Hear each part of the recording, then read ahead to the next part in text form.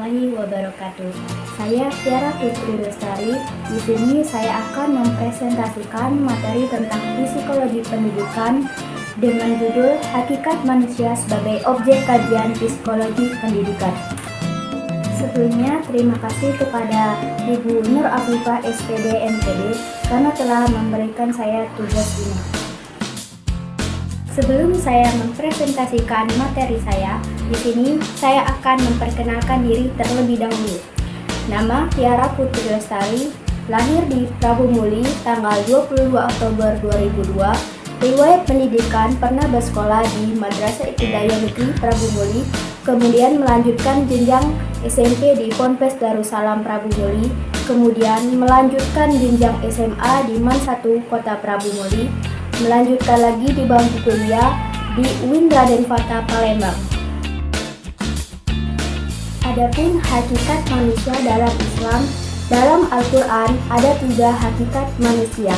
Bashar, bahwa manusia adalah makhluk biologis. Al-Insan, bahwa manusia adalah khalifah atau pemikul amanah. Al-Nas, bahwa manusia adalah makhluk sosial. Dalam pembahasan ini untuk mencoba menyajikan tentang hakikat manusia dalam perspektif Al-Quran. Manusia adalah makhluk yang diciptakan dengan kesempurnaan dalam cara berpikir serta diciptakan dengan cara untuk mengendalikan diri. Manusia diberikan nafsu juga hasrat, yaitu hasrat untuk mencapai tujuan dengan memenuhi syarat untuk menjadi manusia yang berkarakter. Menurut Islam, manusia adalah makhluk ciptaan Allah yang paling mulia di antara makhluk ciptaannya yang lain, yang dipercaya untuk menjadi khalifah di muka bumi. Dengan segala usaha, kerja keras, dan doa, manusia dapat menemukan jalan kehidupannya sendiri, kecuali pada beberapa ketetapan yang tidak bisa diubah, seperti rezeki, kematian, dan jodoh. Sebagaimana firman Allah dalam surat Ar-Ra'd ayat 11 yang artinya, sesungguhnya Allah tidak akan mengubah keadaan suatu kaum sebelum mereka mengubah keadaan diri mereka sendiri. Dan apabila Allah menghendaki keburukan terhadap suatu kaum, maka tak ada yang dapat menolaknya dan tidak ada pelindung bagi selain Dia. Hakikat manusia dalam perspektif psikologi. Manusia merupakan makhluk yang bisa bergerak, menyeimbangkan diri, dan memiliki rasa senang, bahagia, humanis, dan juga makhluk yang berbicara, berpikir, berjalan, bersikap, dan lainnya.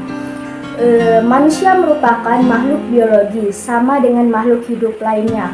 Manusia adalah sebagai makhluk biologis, makhluk pribadi, makhluk sosial, dan makhluk religius. Adapun manusia terdiri dari 3 unsur, yaitu 1. Jasmani, terdiri dari air, kapur, angin, api, dan tanah. 2.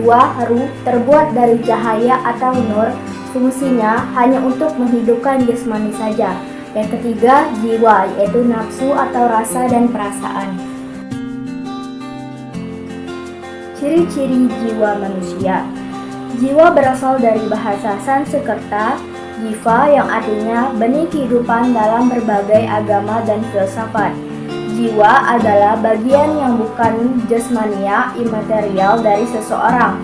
Biasanya jiwa dipercaya mencakup pikiran dan kepribadian sinonim dengan roh, akal, atau awal diri. Di dalam teologi, jiwa dipercaya hidup terus setelah seseorang meninggal. Dan sebagian agama mengajarkan bahwa Tuhan adalah pencipta jiwa. Di beberapa budaya, benda-benda mati dikatakan memiliki jiwa. Kepercayaan ini disebut animisme.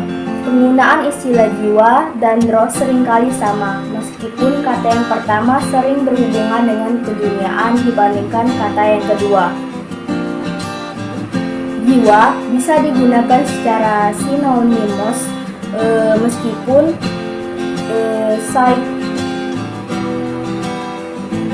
psikis lebih berkonotasi fisik, sedangkan jiwa berhubungan dekat dengan metafisik dan agama. Sedangkan menurut Kamus Besar Bahasa Indonesia, kata jiwa memiliki arti roh manusia yang ada di tubuh dan menyebabkan seseorang hidup dan bernyawa.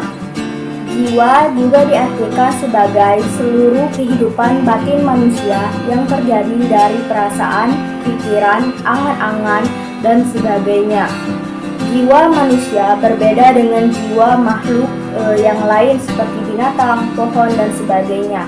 Jiwa manusia bagaikan alam semesta atau alam semesta itu sendiri yang tersembunyi di dalam tubuh manusia dan terus bergerak berorientasi. Adapun berikut adalah ciri-ciri orang yang berjiwa sehat. 1. Merasa senang terhadap dirinya, seperti mampu menghadapi situasi sulit, puas dengan kehidupannya sehari-hari, mengatasi kekecewaan dalam hidup, harga diri yang wajar, menilai dirinya secara loyalitas, tidak berlebihan dan tidak pula merendahkan. Yang kedua yaitu nyaman berhubungan dengan orang lain, seperti mencintai orang lain, hubungan pribadi yang tetap, menghargai pendapat orang lain yang berbeda, bagian dari suatu kelompok, tidak mengakali orang lain, tidak juga membiarkan orang lain mengakali dirinya. Berikut yang ketiga yaitu mampu memenuhi tuntutan hidup, seperti tujuan hidup yang realitas, mampu mengambil keputusan, menerima tanggung jawab, merancang masa depan, menerima ide dan pengalaman baru, serta puas dengan pekerjaannya atau tugasnya.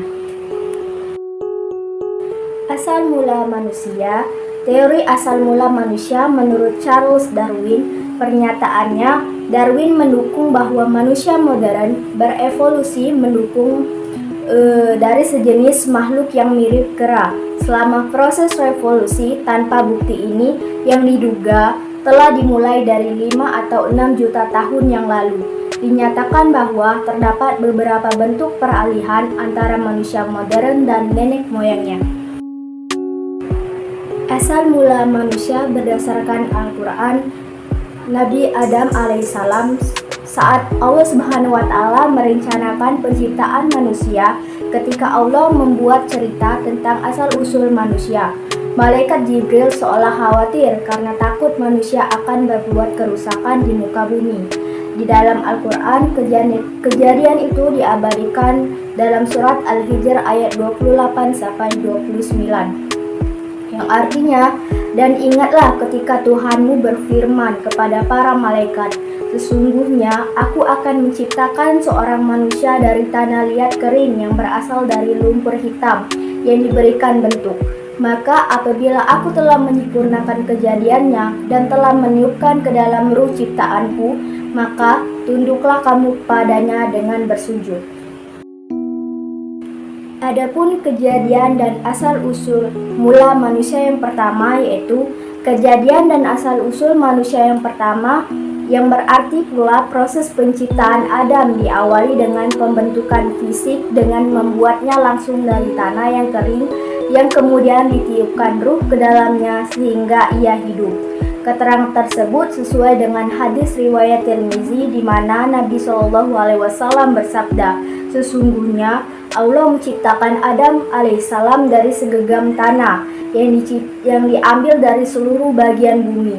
Maka anak cucu Adam pun seperti itu, sebagian ada yang baik dan ada yang buruk, yang mudah, lembut dan ada yang kasar dan sebagainya. Adapun kejadian dan asal-usul manusia yang kedua yaitu Allah menciptakan segala sesuatu secara berpasang-pasangan.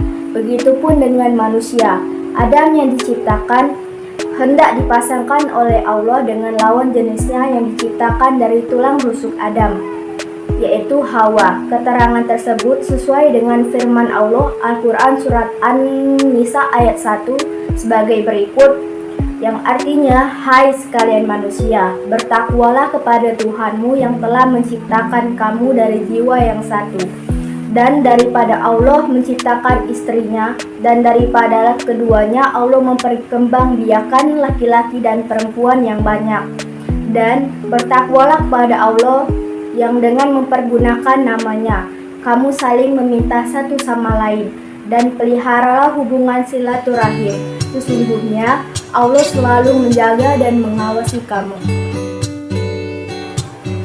Adapun kejadian dan asal-usul manusia yang ketiga, yaitu kejadian dan asal-usul manusia ketiga terkait dengan proses kejadian seluruh umat keturunan Nabi Adam dan Siti Hawa kecuali Isa alaihissalam.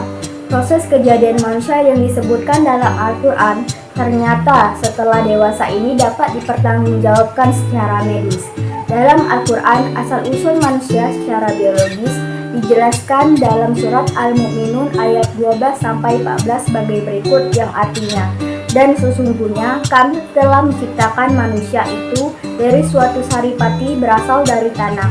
Kemudian kami jadikan saripati itu air mani yang disimpan dalam tempat yang kokoh rahim. Kemudian air mani itu kami jadikan segumpal darah, lalu segumpal darah itu kami jadikan segumpal tanah, dan segumpal daging itu kami jadikan tulang belulang. Lalu tulang belulang itu kami bungkus dengan daging. Kemudian kami jadikan ia makhluk yang berbentuk. Maka Maha Suci Allah, pencipta yang paling baik. Dari ketiga asal-usul penciptaan manusia menurut agama Islam di atas dapat ditarik kesimpulan bahwa Islam memandang manusia secara substantif, terbagi ke dalam dua hal, yaitu substansi materi atau badan dan substansi atau materi jiwa. Adapun potensi-potensi dasar manusia, yang pertama potensi fitriyah. Fitriyah berasal dari kata fi'il fatara yang berarti menjadikan, secara etimologi fitrah berarti menjadikan asli agama, ciptaan, sifat, semula jadi, potensi dasar, dan kesucian. Dalam Kamus Bahasa Arab, Mahmud Yunus, fitrah diartikan sebagai agama, ciptaan, perangai, kejadian asli. Dalam Kamus Munjid, kata fitrah dijadikan sebagai agama, sunnah, kejadian, tabiat. Fitrah berarti tuhur, yaitu kesucian. Menurut Ibnu Al-Qayyim dan Ibnu Katsir, karena fatir artinya menciptakan, maka fitrah artinya keadaan yang dihasilkan dari penciptaan itu.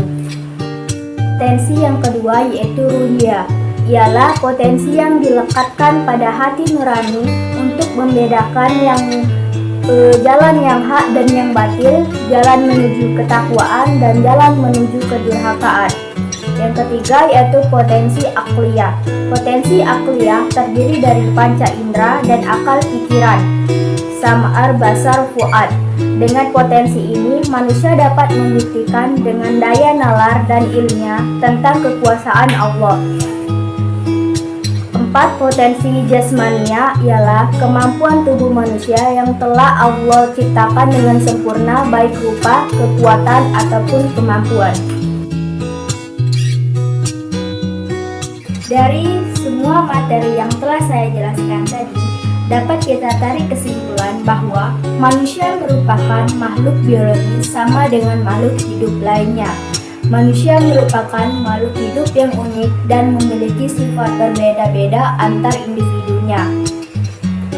Manusia menurut filsafat eksistensial, Yusuf dipandang bahwa manusia adalah eksistensi. Manusia tidak hanya ada di dunia ini dan dipengaruhi oleh sekitarnya, namun merupakan makhluk hidup yang dapat menentukan pikiran dan sikapnya sendiri secara aktif dan sadar sebagai bentuk perwujudan kehendak diri. Kehendak manusia dilakukan atas dasar pemenuhan kebutuhan diri sebagai upaya untuk hidup. Oleh karena itu, manusia bisa melakukan banyak hal dan berproses mengembangkan dirinya terus-menerus sehingga terbentuk kebudayaan yang berdampak pada fasilitas yang mempermudah kehidupan manusia itu sendiri.